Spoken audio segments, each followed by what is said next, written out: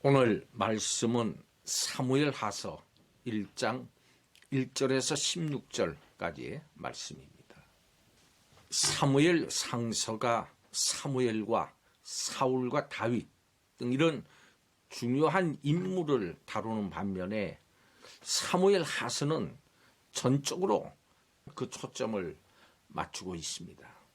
이 다윗의 통치 시대는 사울이 죽은 후에 일시적인 분열 왕국 시대 그리고 그 후에 통일 왕국 시대로 나눌 수 있습니다만은 사무엘하서의 거의 대부분은 다윗이 전쟁터에서 죽은 사울 왕을 이어서 이스라엘의 왕이 된 후에 그가 한 일들을 중점적으로 다루고 있습니다. 오늘 말씀은 다윗과 이스보셋 사이에 왕권 갈등을 다룬 1장에서 4장까지의 서론 부분으로 특히 오늘 말씀 1절에서 10절까지 그리고 11절에서 16절의 두 부분으로 나눕니다.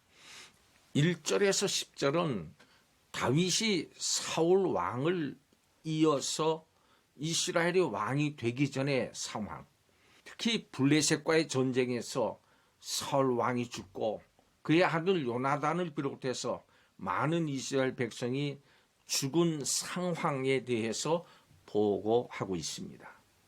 그리고 11절에서 16절은 그처럼 비극적인 결말에 대해서 다윗이 얼마나 비통한 반응을 보이는지를 드러내고 있습니다. 오늘 말씀은 다윗이 시글락에 있을 때 아말렉 청년이 그에게 나와서는 전쟁의 결과에 대해서 보고하는 것으로 시작됩니다.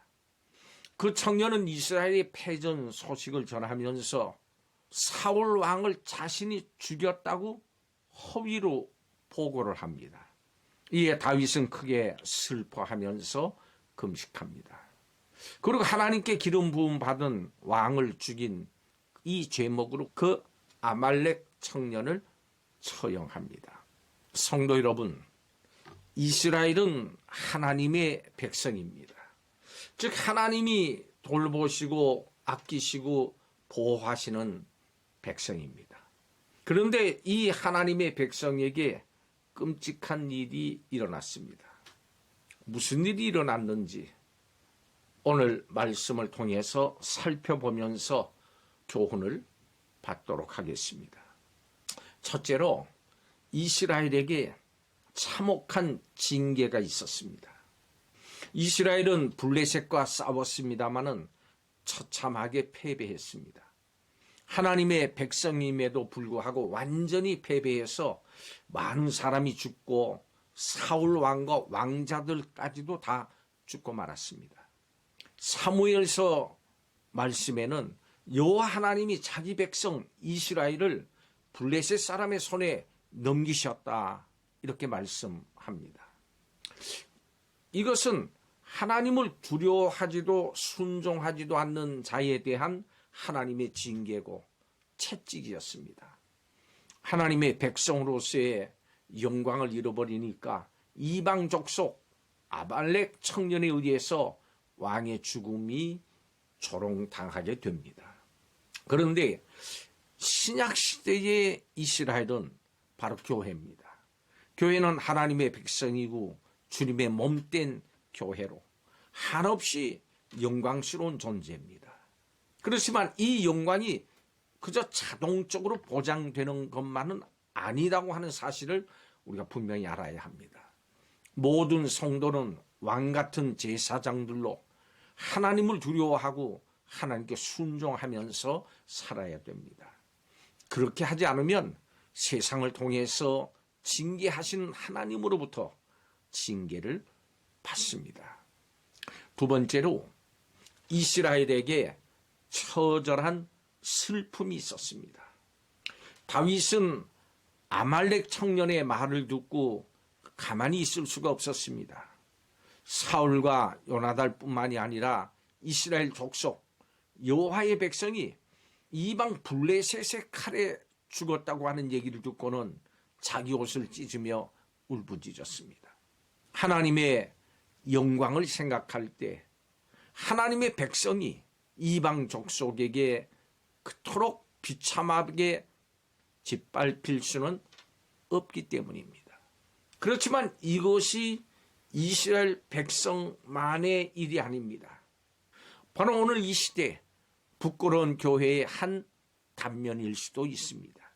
이 시대는 하나님의 말씀, 진리를 떠난 까닭에 여러 부분에서 하나님의 거룩함과 영광을 잃어버렸습니다.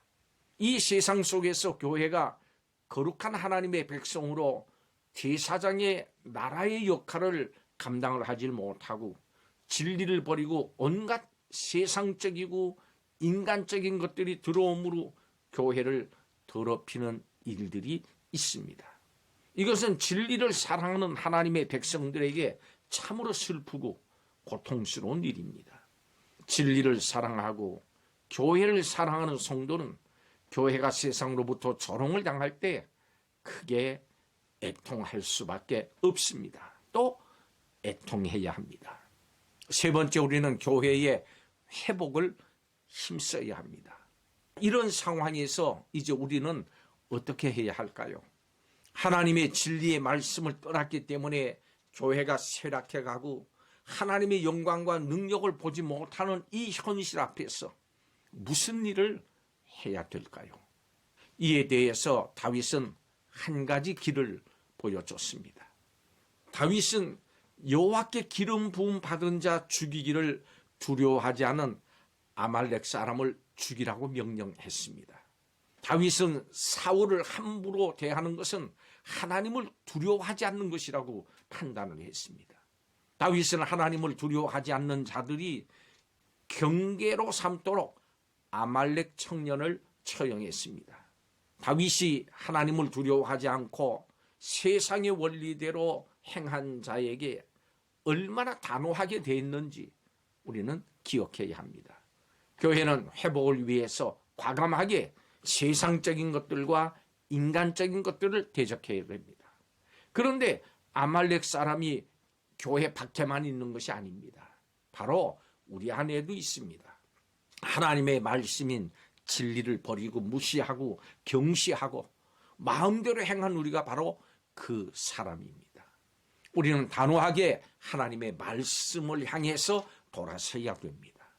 교회는 세상의 빛으로 세상의 어두움에 대해서 책망해야 되고, 궁극적으로는 세상이 하나님께 진리로 돌아오도록 해야 합니다. 교회가 하나님을 두려워하는 모습을 회복하는 이 일은 나부터 또 지금부터 일어나야 됩니다. 다른 사람을 탓하지 말고 다수의 의견이라고 쫓아가는 태도를 과감하게 버려야 됩니다. 세상을 쫓지 않는 자신의 모습을 이상하게 여길 그 사람들보다도 우리를 기뻐하실 하나님을 생각해야 됩니다. 우리는 진리를 회복하고 하나님을 경외하는 교회의 영광을 소망해야 됩니다. 성도 여러분, 교회의 어떤 모습들을 보면서 때로 실망하고 좌절합니까? 교회가 하나님과 하나님의 말씀을 떠난 부분에 대해서 적극적으로 실망하십시오. 그리고 애통하십시오. 그리고 성경에서 나타난 진리와 교회의 영광 보기를 간절히 기대하십시오. 진리와 하나님의 말씀의 회복을 기대하시고 기도하십시오.